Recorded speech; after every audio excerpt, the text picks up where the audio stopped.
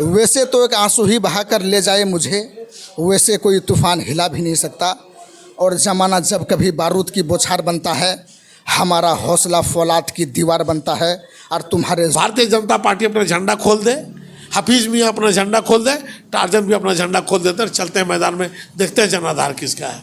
और ये लोग और तुम्हारे जुल्म काफ़ी है हमें बेदार करने को, जो लोहा जर्फ जाता वही तलवार बनता है। कौन कह रहा है कि मेयार गिरा दो, दुश्मन जो हार मान ले तो तलवार गिरा दो। और 5 साल तक घुट घुट के जीने से बेहतर सरकार है नामर्द तो सरकार गिरा दो। बहुत बहुत शुक्रिया। रहने वाले हिंदू मुस्लिम भाई दोनों भाई भाई हैं, किसी को किसी से डर नहीं है। अगर यहाँ मैं जनता से पुरजोर अपील करूँगा, बिना किसी अफवाह में पड़े, बिना किसी भेदभाव का, बिना किसी जातिवाद का, बिना किसी पैसे का लेन देन का, आपका दिल अगर स्वच्छ मन से अगर ये कहता हो कि टार्जन ही यहाँ का लीडर है, तो आप आंख बंद करके वोट डालें। अगर आप बीएसपी के टिकट से जियाउल हक उर्फ टार्जन जी जो मौजूद आपको विधानसभा चुनाव महज 5 से 6 दिन लगभग बच गया है, क्या कहिएगा जनतावासी को? जनता से मेरा बस पुरजोर अपील होगा कि आप अपने लिए 5 साल के लिए अपने भविष्य का फैसला करने जा रहे हैं। जात पात धर्म से उठकर, लोभ लालच से ऊपर उठकर, दारू मुर्गा को दरकिनार करते हुए, मस्जिद मंदिर को किनारे करके एक स्वच्छ, मजबूत, जुझारू, लड़ाकू और जो आपके बुरे वक्त में काम आ सके ऐसे लीडर का चुनाव करें।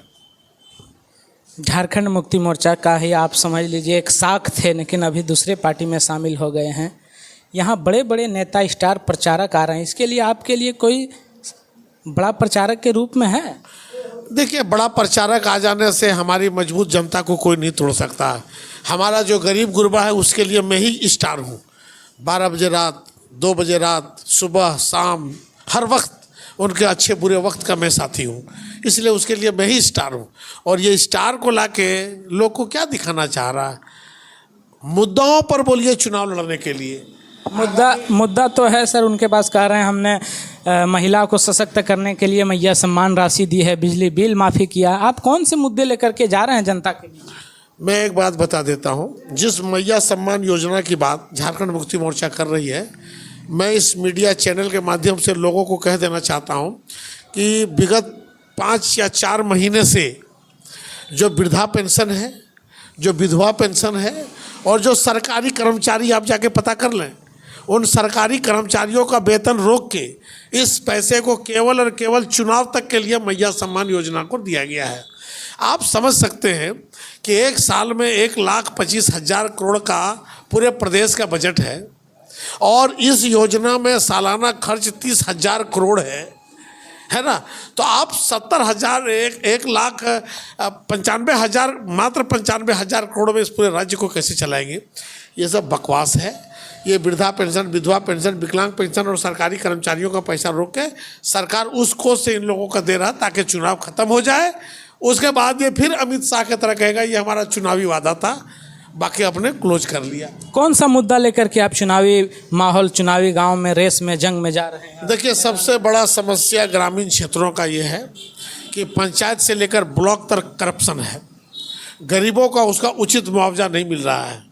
दूसरी बात, आप बिजली विभाग का आतंक देखे होंगे कि बगैर नोटिस, बगैर कोई सूचना, बगैर कोई जानकारी दिए और लोगों पर FIR करके मोटी रकम वसूल के सरकारी कोष को भरता है। जब रघुवर की सरकार थी उस समय आप पता कीजिएगा, बिजली का दर 4 रुपया और 5.5 रुपया था। आज बिजली का दर 8 रुपया प्लस हो गया है। आप कौन सा माफ़ी दे रहे हैं लोगों को? एक वर्ग विशेष को आप भारी नुकसान पहुंचाने का काम कर रहे हैं। दूसरी बात, इन्होंने जो लाया नियोजन नीति, पूरे भारतवर्ष में किसी राज्य में इतना घटिया नियोजन नीति नहीं है। यहाँ 40% और 60% झारखंडियों के लिए और 40% अदर राज्यों के लिए। भाई, क्या अदर राज्य में झारखंड के युवाओं को बंगाल में, बिहार में, उड़ीसा में नौकरी मिलती है क्या? जब नौकरी नहीं मिलती है तो झारखंड क्या गोचर जमीन में है? क्या आप 40% आरक्षण देकर उसको नौकरी दी? मौजूदा सरकार कह रही है तो बीजेपी की सरकार, इससे पूर्व रघुवर सरकार ने इस तरह की नियोजन नीति लागू कर दिया है या जिसके कारण से नौकरी में सेट नहीं हो रहा, उसका नियमावली नहीं बन पा रहा। आप 5 साल बैठ के क्या खाली करप्शन और लूट कर रहे थे क्या? 5 साल बहुमत की सरकार आपकी थी, क्यों ने उस नियमावली को रद्द किया? क्यों ने नया नियमावली को आप लेके आए? आप तो बोले थे कि विद्यार्थी लोग को 1 लाख रुपया भत्ता देंगे बेरोजगारी। ग्रेजुएट का 5,000 और पोस्ट ग्रेजुएट का 7,000। क्या किसी को मिला? क्या किसी को नहीं मिला? एक बार लेकर आया, लाल कार्ड दिखाइए और इतना रुपया में पेट्रोल लीजिए, किसी को मिला क्या? ये सब बकवास की सरकार बनी है। केवल ये लोग जात पात और धर्म के राजनीति कर रही है। आज क्या कर रहा है ये भारतीय जनता पार्टी? आज मोदी जी को बुलाने क्या दरकार है? अगर गंगा नारायण बहुत साफ सुथरे छवि के लोग थे तो मोदी जी को बुलाने की क्या दरकार है? अगर हाफिज मियाँ साफ सुथरा क्षेत्र है, क्षेत्र में उनकी पकड़ है, जनता के पास उनकी पकड़ है, तो क्या दरकार है बड़ी बड़ी रैलियाँ और बड़े बड़े नेताओं को बुलाने के लिए? मैं दावे के साथ करता हूँ, जनाधार मेरे पास है, जनता का स्टार मैं हूँ और मैं डायरेक्ट जनता से वोट मांगता हूँ। हमारा सुपर स्टार हमारा जनता का भला नहीं कर सकता है। वो भाषण मारेगा और घर में जाकर रेस्ट करेगा। मर्द का है तो मर्द की तरह चुनाव लड़े। अरे ये लोग तो झंडा की राजनीति कर रहा है, मैं नीति और सिद्धांतों की राजनीति कर रहा हूँ। आप क्षेत्र में घूम रहे हैं, जनाधार मिल रहा है आपको? भारी संख्या में आप देखे होंगे हमारे नॉमिनेशन में, पैर में चप्पल नहीं, साइकिल से आए हुए हैं, खाने को ठिकाना नहीं, मैंने कुछ नहीं दिया, किसी को नहीं खिलाया पिलाया, किसी को मैंने कुछ नहीं दिया, तब वो जनसाला उतर गया था। तो आप इसको जनाधार नहीं तो क्या कहिएगा? जनता के बीच जा रहे हैं सर, कुछ वादे लेकर के जा रहे हैं, उनकी समस्या को समझने की कोशिश। जनता से एक वादा किया हूँ कि आप हमें 12 बजे रात भी अपने दुख सुख में बुलाएंगे, मैं आपके पास मिलूंगा। मैं जनता के पास जा रहा हूँ कि ग्रामीण क्षेत्र के जो स्कूल, जिस कारण हमारे समाज अशिक्षित होता जा रहा है, मैं पहले समाज को शिक्षित बनाने के क्षेत्र में मेरा पहला प्राथमिकता होगा। भय भूख और भ्रष्टाचार भय मुक्त समाज बनाने का प्रयास करूंगा। ये कौन जा रहा है? तो हिंदू है तो मुस्लिम बेल्ट में नहीं, मुस्लिम है तो हिंदू बेल्ट में नहीं। मैं भय मुक्त समाज बनाने का प्रयास करूंगा।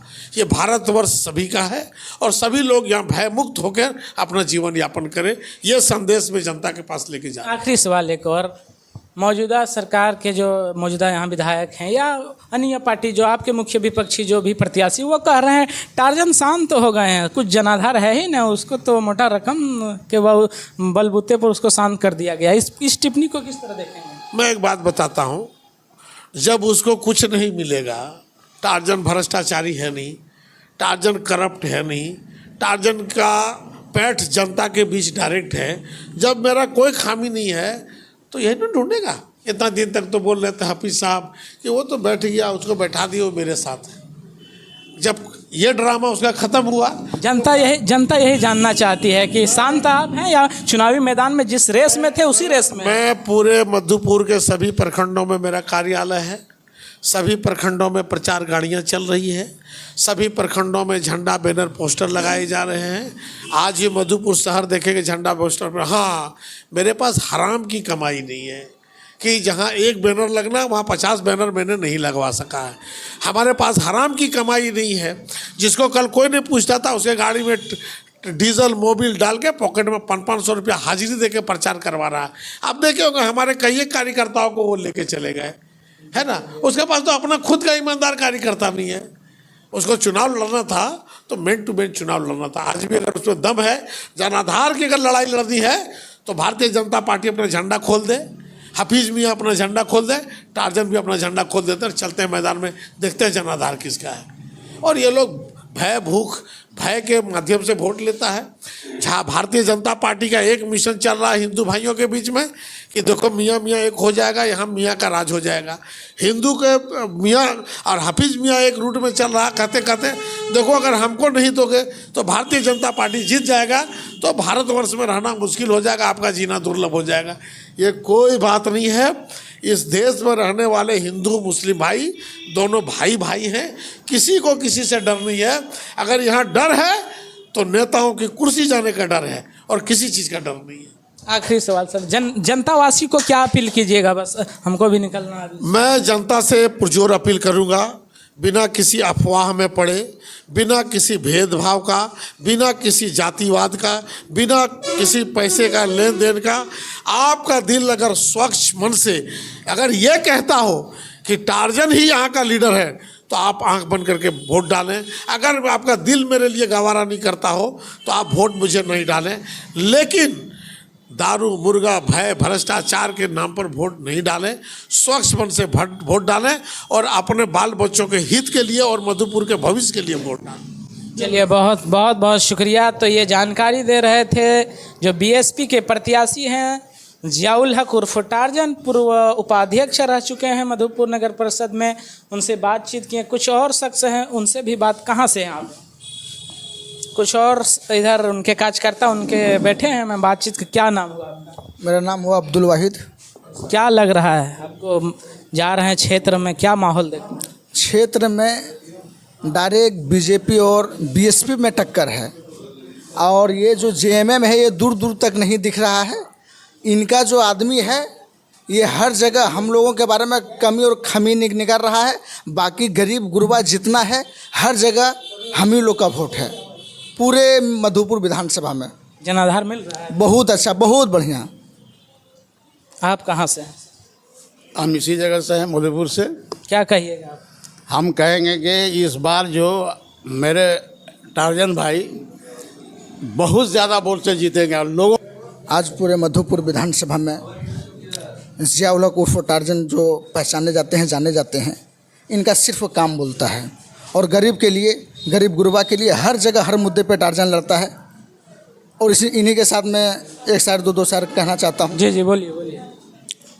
कि तू छोड़ रहा है तो खाता इसमें तेरी क्या, हर शख्स तेरा साथ निभा भी नहीं सकता। वैसे तो एक आंसू ही बहा कर ले जाए मुझे, वैसे कोई तूफान हिला भी नहीं सकता।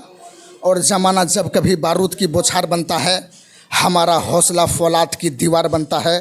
और तुम्हारे जुल्म काफ़ी है हमें बेदार करने को, जो लोहा ज़र्फ़ जाता वही तलवार बनता है।